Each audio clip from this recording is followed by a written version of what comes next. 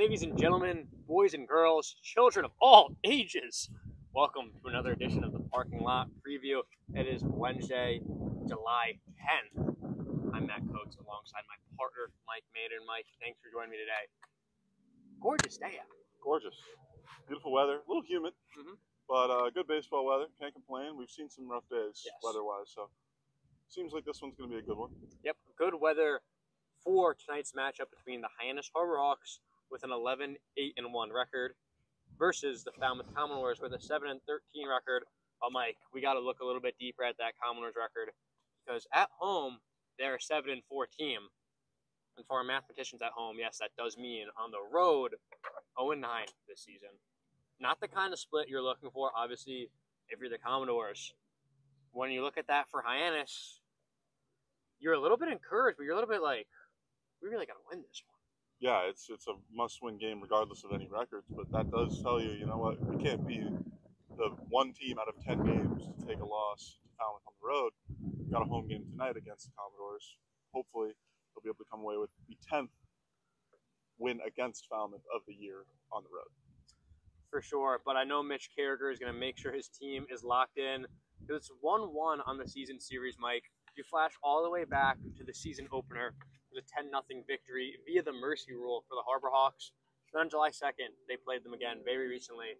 Really tough 8-3 loss for our squad.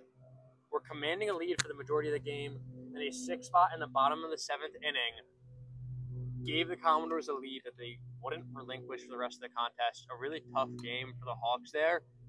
So regardless of where Commodores are in the standings, regardless of how they perform on the road and at home, this is the game that you need to be locked in for so we can come out with a victory. We've seen two very different performances in those first two games. You mentioned the mercy rule in the first game, then lose by 5 in the second game.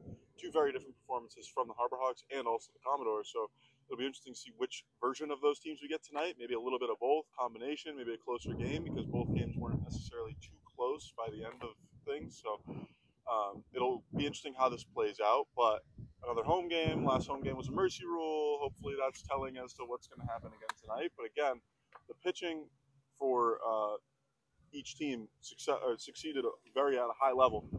I don't know what I'm saying. I can't speak right. But the pitching for both teams in those wins was the main difference maker, giving up 3 runs for Falmouth, giving up 0 shutout for the Harbor Hawks. So the pitching, I think, is going to play a huge factor in this one, as it usually does. But again, hopefully something maybe like a 10-0 win. Maybe.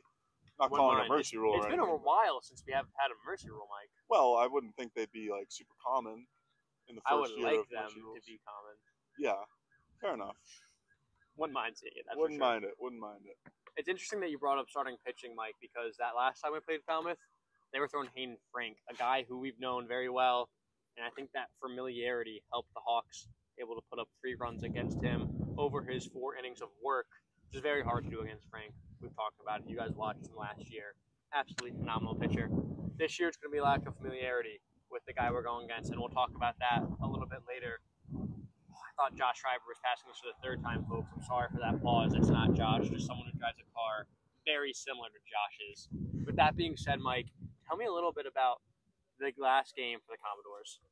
For the Commodores, 11-10 victory against the Orleans Firebirds last night at home.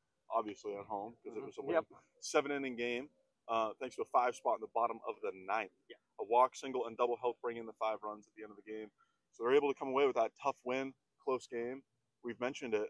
Falmouth and Hyannis so far have not had a very close game between the two of them, but Falmouth has shown last night they're able to come away with a tough win. 11-10, put up runs on the board. Pitching might have struggled a little bit, but it'll be interesting. Again, the pitching is going to be key tonight. We'll see how that plays out, but we know that they're capable of putting up runs if need to be. And, you know, a tough game, tough close game for them, but a tough close game for the Harbor Hawks again last night, last night against the Harvard Mariners. Yep, that's going to be an 8-7 victory for the Hyannis Harbor Hawks. Very interesting to see.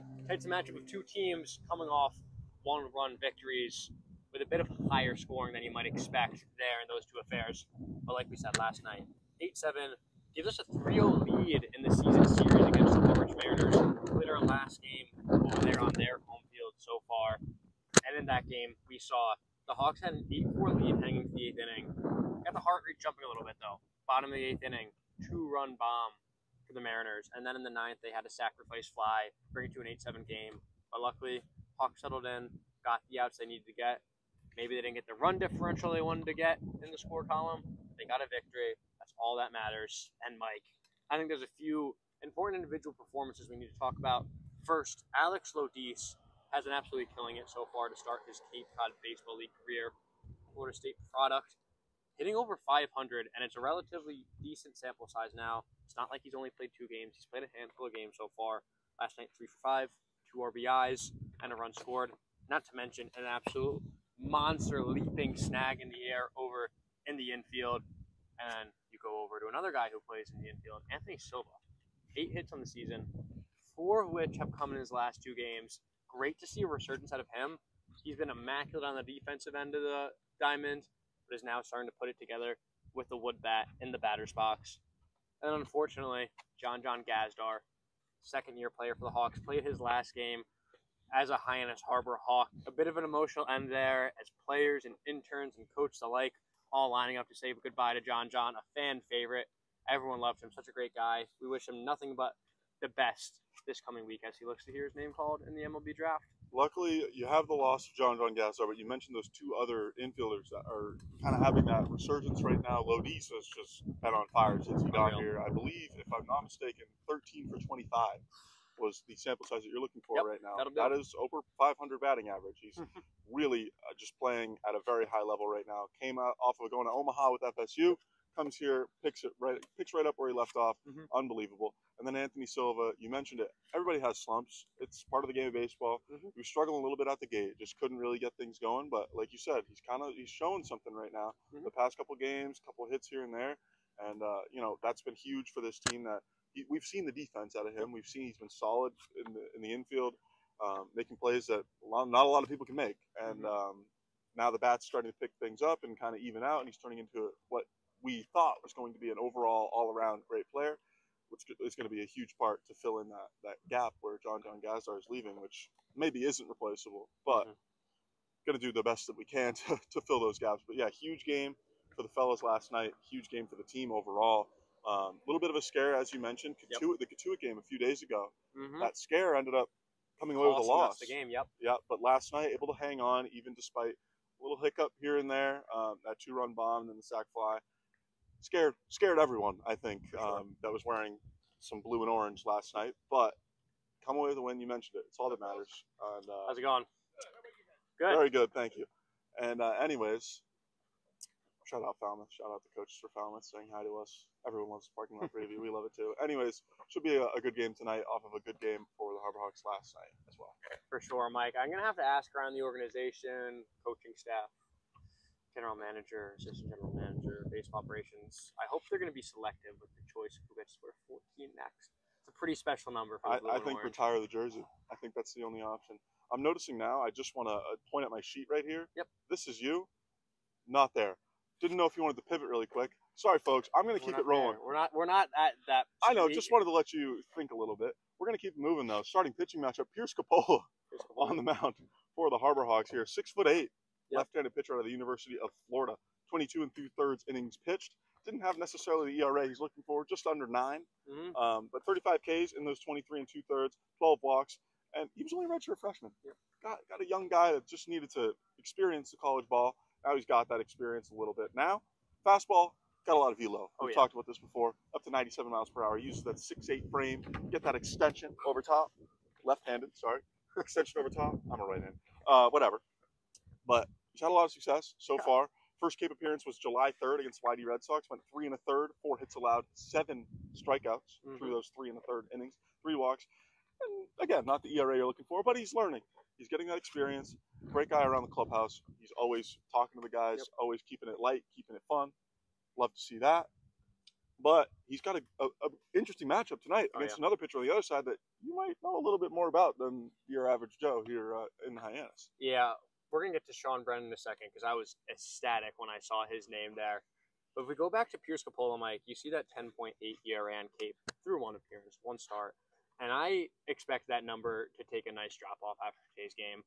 I talked to Mitch Carragher after his appearance against the Red Sox on July 3rd to start the 2-game set for a 4th of July tradition that we have, the Harbor Hawks and the Red Sox. And he said, Pierce pitched great. It was really just like 2 pitches he wanted back. One of those pitches being a 3-run home run, I believe, to Vahiva Aloy, who, for Cape Cod Baseball League fans, absolutely phenomenal. He had 3 home runs against us on July 4th. One the day before, that was against Pierce Coppola. Phenomenal player. If Cape season ended right now, he would be Cape Cod MVP, I think, hands down. You couldn't vote for anyone else. Phenomenal player. But yeah, Coppola was great in that start. Fastball was working. Other pitches were working. He just gave up 1 or 2 down the middle. Cape Cod Baseball League against the best team in the East. You can't get away with that. Tonight, I think he's going to do the same thing and then limit those mistake pitches, and I can see that ERA dropping substantially. That being said, we got to go to the other side. Other guy in the bump, Sean Brennan, 5'11", right-handed pitcher out of Keystone College. If you hear that and you're like, what's Keystone College? That's a Division III school. Division III school who played Misericordia University, the D3 national champions, of course.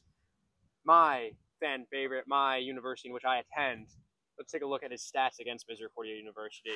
In his last game of the season, 6 1/3 innings pitched against the Cougars from Dallas, Pennsylvania. Fortunately, he came away with the loss. Came away with 6 earned runs allowed, 4 strikeouts, allowed 3 walks. But Mike, the kicker, on the year, his entire season, which includes 63 1/3 innings pitched, he hit 6 batters. Against the Cougars in one outing, he hit 4 of them. Wow. Those Misericordia Cougars know how to get hit by pitches, ladies and gentlemen. Oh, man, did it fire me up to see that. Roll Cougs, baby. Go Dallas, PA, baby. Let's go. But no, like, as much as I'm ecstatic that Brennan didn't come out with a win against my Misericordia Cougars, he's a great pitcher. He struck out 10 batters exactly 4 times this past season. He was a second-team all-region player for Keystone. Overall, just a very solid pitcher, which is why he's made the transition from D3 to the Cape Cod Baseball League. Yeah, I mean, you mentioned that the strikeouts have really been his thing so far. You said 63 1/3 innings pitched, 94 strikeouts over that stretch. So that's a lot of Ks. That's a lot of strikeouts. I mean, you're writing a scorebook for him. You're probably getting tired of writing that K letter over and over again. But you mentioned it. You're a little bit excited that he didn't come away with a loss initially. But again, like, no offense to the guy, but we kind of would like him to get hit around a little bit tonight. Yeah. I'm sorry. I'm sure he's a great guy. Yeah. But, you know, you got to look at the shirts we're wearing. Anyways, I think it'll be an interesting matchup. You mentioned that. He's only played in D3 so far. Coming to the Cape, this is a huge jump in talent just around him. But coaching also very different. He might be learning some stuff here that he wouldn't learn at school, learning from catchers that, you know, are playing at a high level. But again, he's pitching to some competition that he's probably not very much used to at this point. So it'll be interesting how he kind of comes out at the gate. If he can settle in, we'll see. But it should be an interesting matchup. You got Pierce Coppola, a young guy, redshirt freshman. And you got another guy on the other side playing from a D3 school. And Sean Brennan might not have it out the gate. So we'll see. It'll be an interesting matchup, but the pitching's going to be key tonight. I keep mentioning it. It's going to be really interesting how this plays out. Yeah, and Mike, similarly in that vein, it is going to be his first Cape League appearance tonight. So if you haven't seen how he's made the adjustment tonight is where we're going to see it. And it's interesting. We talk a lot about how pitchers get away with that soft contact here in a wood bat league. As we have a plane flying over us. He's a strikeout guy, so he's not looking to induce that weak contact likely. He's looking to key guys. So it'll be interesting to see how his play style works here on Cape. But hey, you can't predict it. You're just going to have to go out and watch it, especially because he hasn't put out any Cape film yet. It'll be an exciting pitching matchup for sure.